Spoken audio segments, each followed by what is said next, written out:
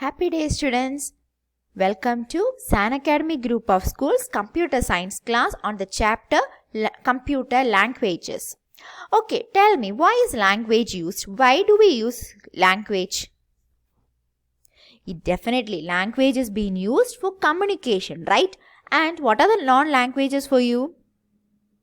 Yes, English, Tamil, Hindi, many other languages we do know, right? Similarly, do computer understand our English language? Have you ever thought of it? Yes or no? Yeah, computer does not actually understand English languages. The language of computer is a binary language which consists of zeros and ones and which are converted back to English language. We will be writing in English language and it will be converted for zeros and ones for the computer. Okay, now let's move on to the chapter. Topics covered over here will be machine language. Machine language is nothing else other than our zeros and ones. Assembly language are mnemonics, small keywords used to show them. This is a small briefing. I'm just briefing you all this small to understand what they are. High level language is our English language and latest high level languages are Java, Python, C++. We have many more. And language processor. So let's see first what is machine language. Yeah. So as I told you, language is used for communication, and for communicating with the computer we'll be using a set of instructions given to the computer which we call as a program. So computer does not understand what? Yes, it does not understand our language. So how will we communicate with the computer? As I said you, with the help of machine language. Computer understands only what? It understands only machine language. Yeah. So now let's move on to the chapter. Computer languages. So you can see over here, students are using different languages. How do they communicate among each other? Because one is saying hi, the other one is saying in Hindi, the other one is saying Urdu. So we need a language that is computer understands, and that language is given through some instructions. And that instructions we call it as program. Clear, students? So what is a program? A set of instructions are called a program. A process of writing specific instruction in a computer, we call it as what? Programming. Yes. So many programming languages you may have come across, Java, C++, at least you might have heard about them, right? Okay, now let's see what are the computer languages.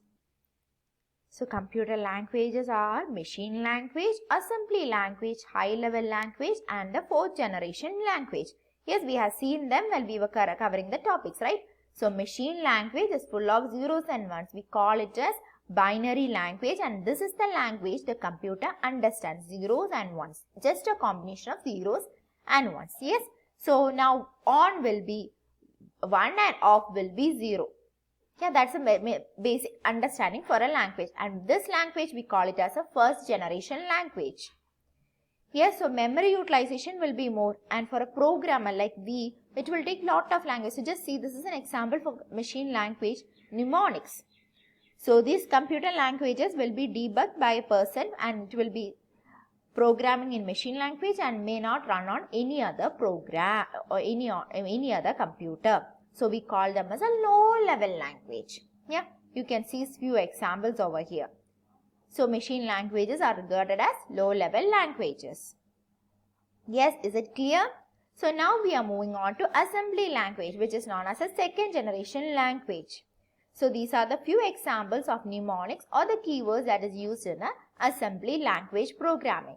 So binary language, as I said you, zeros and 100, and assembly language will be mnemonics, that is add, subtract, divide. So only 3-letter words it will come. Just see over here, assembly language, so add, BRACOP is given. Yeah. Now, so how does the assembly language works? We have zeros and ones, assembler, and it gets converted to assembly language. So there is an assembler in between, and that assembler will be known as language processor. Okay.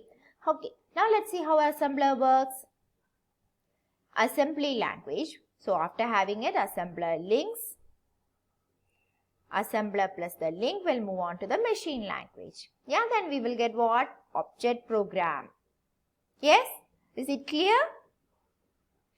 Very good. Now we can see machine language in assembler code, the add, subtract and how it has been represented. So we have learned two low level language, machine language and assembly language. So we are shown over here example of machine language and high level language. Now we will change it to what? High level languages. High level languages are our Java, C++, Python. You might have seen heard or sometimes even seen these languages, right? Yes, very good. Okay, now, so how do we communicate with each other? That is another thing. Computer, we are writing programs. So more human understandable will be the high level language. Yes, now this if you see, you can understand something like integer a, which a is a variable, 5 is a number. Earlier when we seen the assembly and machine language, we never understood something like that, right? So that's the difference between a high level language which is understood by us and a low level language which is understood by the computer. Yes? So don't get worried seeing these. There are just few examples I am putting so that you can understand the concept clearly. So high level language, machine language and a translator software comes in between, and that translator software we called as language processors. So high level language, translators and a low level language. So how does an interrupter work? A source code will be given, an interrupter and an output. Yeah? Is it clear? Okay, now let's proceed.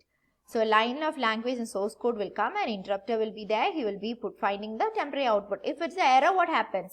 It will show a error report and it gets stopped over there. Yes? Shall we proceed? So interrupter is clear. Fine. Now let's see how it works shortly. Editor, source file, a compiler will be there, virtual machine to convert. So what is interrupter means is preferred by beginners but slow in execution. While the previous one with compiler which we saw, it was fast. So let's see what's a compiler. Now over here they have given an example that there's a French president coming to India. Okay. So he may understand only French and we will understand basically English or Hindi, right? So there should be a person who should translate the French president's message to our president. Yeah, that's done by whom? Is it a compiler or an interpreter? Who does it? Yes, it's an interpreter. Very good. So now you can see whatever he says hello, the lady says back to the French. Now this is a compiler work, source code. So high level language is a compiler. Error will come if there is an error and then we will get output. So this is just a small example to show you how a compiler works in a Python. The previous example was of C++. Then we will come back to Python. Yeah. Just a small example, very easy example. Yeah. Here is a user interface. So a person giving some instruction to the computer. How does he give an instruction? Yes. Yes, through programs. And how are the programs written? In high level language, and high level language what we call the 4th generation language. So this table is a small mind lab for you to understand what are the different languages. Yes, machine language we have already seen, assembly language also we have seen. Yes, and we know 4th generation language. Which are the 4th generation languages? Yeah, so let's see why is 4th generation language used. It's friendly, independent for any other operation system, and like if you change your operating system, like you're working your parent system, then you're moving on to your own system, it does not make a change. So it's a high level language, high speed of execution and minimum effort for the user and reduce overall time. Yes, is it clear? So these are the features of a 4th generation language. Is the topic clear?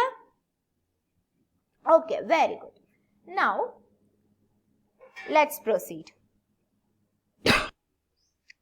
So we will see the features of assembly code. Mnemonics codes that be used. Then what did I say? Assembly language, machine independent. Then yes students, come on.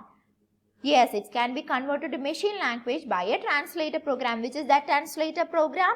Yes, it's a assembly language. Yeah.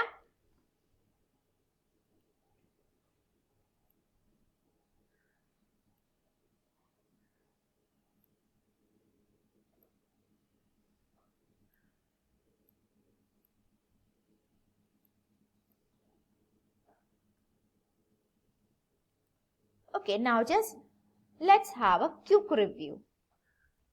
Machine language, low level language series of zeros and ones. This is how it's represented. Assembly language is also a low-level language, and this is how the mnemonics are represented. High-level language is for user software developer. Yes? Now, here are the language processors which we have already learned, that is translator, assembler, compiler and interpreter. Yeah? So, I hope that class was easy. So, thank you students.